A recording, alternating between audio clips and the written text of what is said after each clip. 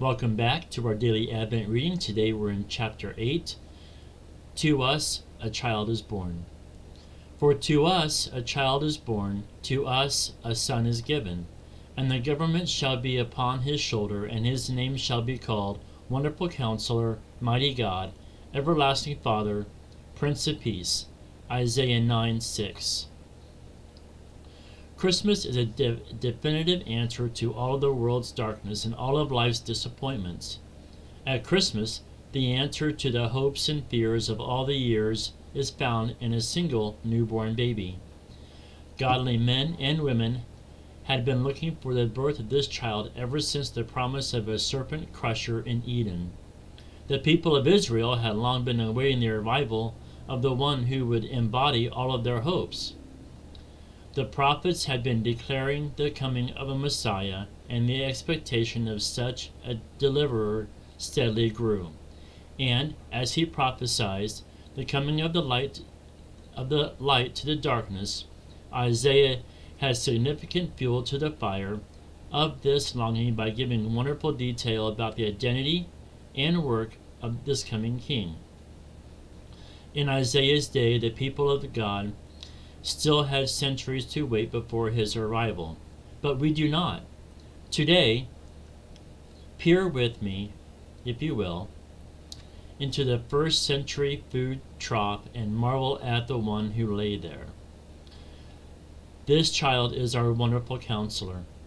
In the ancient world, kings were known in some measure by their counselors. The extent of their authority and rule was made apparent by the number of advisors they could call upon for guidance.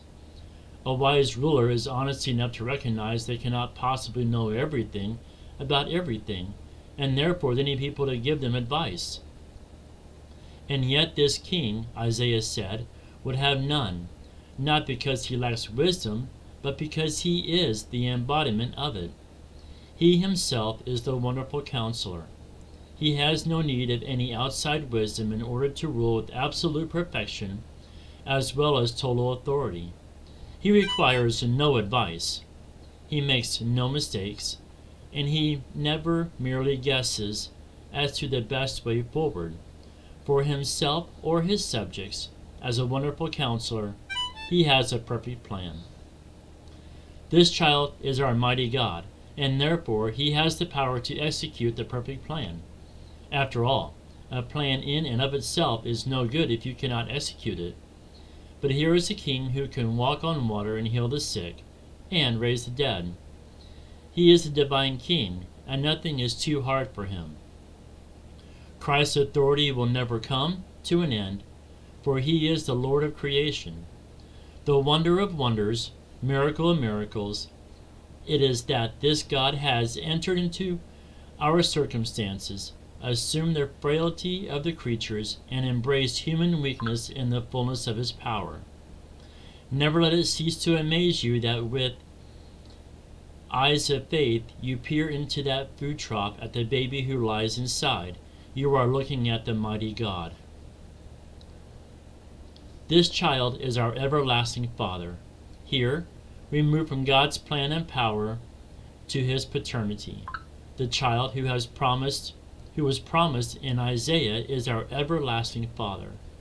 This title here is not a reference to the first person of the Trinity, for it was God the Son who took on human flesh. Isaiah is saying that Jesus is like a perfect father to his people. Father-like he tends and spares us, well our feeble frame he knows. In his hand he gently bears us, rescues us from all our foes. In other words, having brought us into his family, Jesus will forever hold us fast. He hasn't gone to the extent of seeking us out, forgiving us, embracing us, and drawing us to himself in order that he might just cast us aside. Everlasting is not merely a reference to his eternal being, it is a reference to the never-ending dimension of his care. There will never be a day when the Lord Jesus does not know what you need. There will never be a day when the Lord Jesus is not able to do what you need. And there will never be a day when the Lord Jesus does not long to do what you need for his love, for you is father-like. There is no limit to, and can be no end to, his love for you.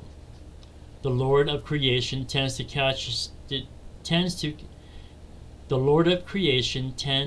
to us each day in every way like a perfect father. This child is our Prince of Peace. Sin spoils things for all of us. It separates us from one another and from God. All of us by nature are alienated and hostile in mind to our Creator. But the Prince of Peace has come. Jesus Christ can end the conflict between God and humanity, for he crossed the divide between God and us in his incarnation, and he bridged the divide between us and God in his death and resurrection. He is the only one who is able to take the place that we deserve to take because of our sin. He is the only one who loves us enough to choose to take our place despite our sin. Finding true peace and prosperity is not about personal achievement. It is not about us fixing ourselves or being better people next year than we were this year. It's about embracing what Christ has achieved. O, our wonderful Counselor, mighty God, everlasting Father, and Prince of Peace has come. Without Jesus, if we possess everything, we really have nothing. And with Jesus, even if we possess nothing, we really have everything.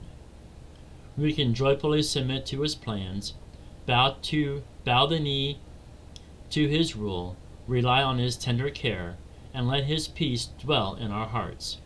For to us this child, this King, has been born. Today, let's reflect upon a question here. Which of the 4 descriptions of the Lord Jesus that we have enjoyed today did you particularly appreciate? What does it prompt you to praise Jesus for? And what does it lead you to ask him to do or for you? It came upon the midnight clear, that glorious song of old, from angels bending near the earth to touch their harps of gold. Peace on earth, goodwill to men, from heaven's all-gracious King. The world in solemn stillness lay, to hear the angels sing.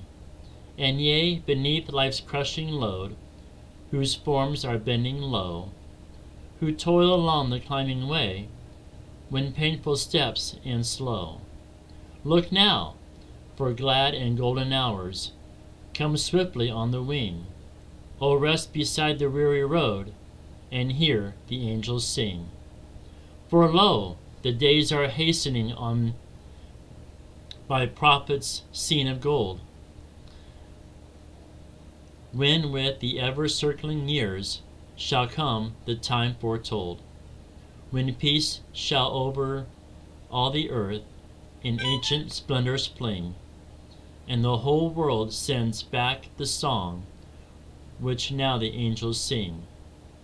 It Came Upon a Midnight Clear by Edmund H. Sears.